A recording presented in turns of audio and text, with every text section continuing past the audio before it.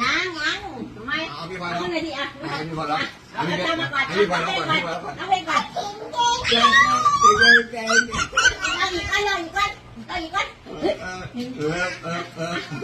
ตรงทำยังไงเอาอะคะเอาจำเมื่อไหร่ค่ะ จำเมื่อไหร่ค่ะจำเมื่อไหร่ค่ะ จำเมื่อไหร่ค่ะจำเมื่อไหร่ค่ะโอ้โหได้ตังค์เยอะจำเมื่อไหร่ค่ะ จำเมื่อไหร่ทีนี้ให้พี่เพชรขึ้นไปร้องให้พี่เพชรขึ้นไปร้องนี่พี่เพชรพี่เพชรขึ้นพี่เพชรร้องเพลงก่อนเดี๋ยวพี่เพชรร้องเพลงก่อนเด็กเก่งเด็กเก่ง จ้าก่อนได้ยัง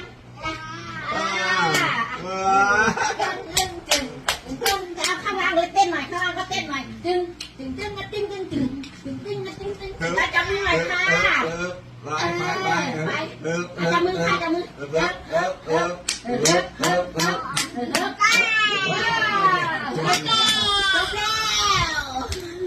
การแสดง